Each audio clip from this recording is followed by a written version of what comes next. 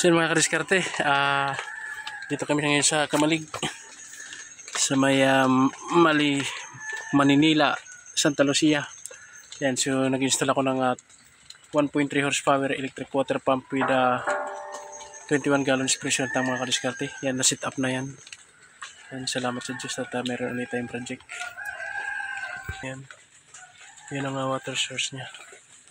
So ang susuplayan yung sa taas. Ayan.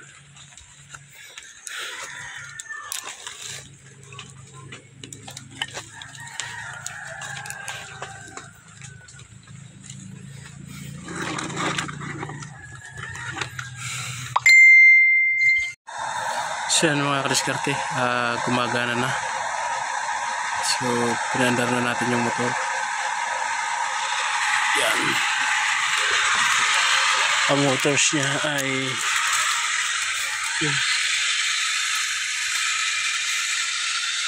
yun ang water source niya, balloon.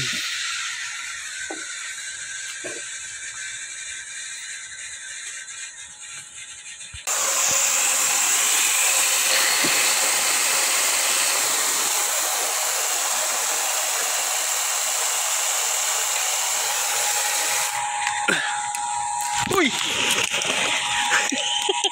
Alas! 20 PSI start, tapos matigil siya ng dapat 40, tigil na yan.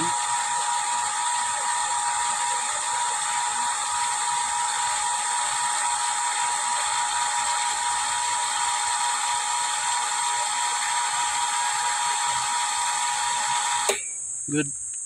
Stop siya ng 40. Yan ang standard, normal flow.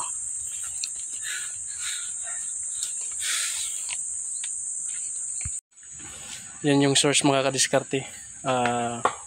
Yung balon na yan, napakalakas ng bukal, so pwedeng inumin. Napakaganda. Yan.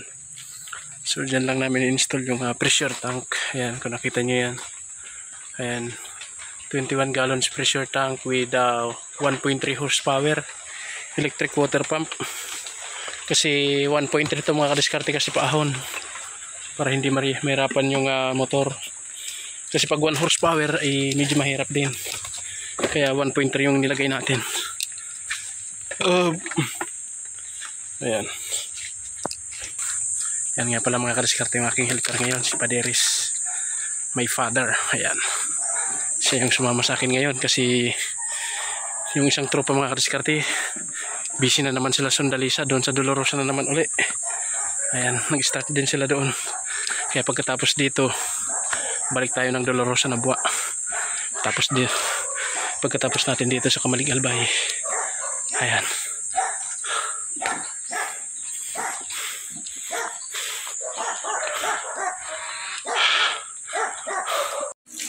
So mga kadiskarte, okay na.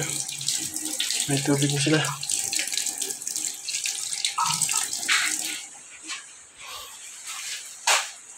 Nabulos na. Ayan nga, bubulos na ba kayo? Kapatugman. Sugod ba ka?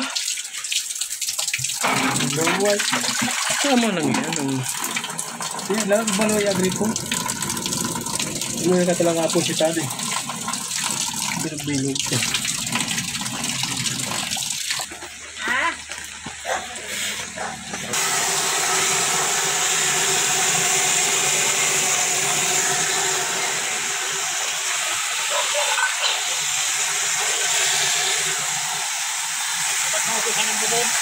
Ha?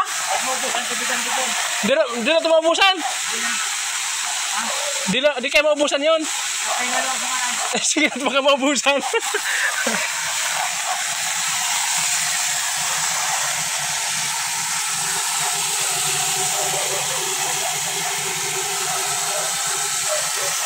So yung mga kadiskarte, in-installan ko yan ng 21 gallons pressure tank with 1.3 horsepower, then 3 drum yung pinalagay nila. Yung source niya mga kadiskarte dun sa baba. Ayan, so finish na.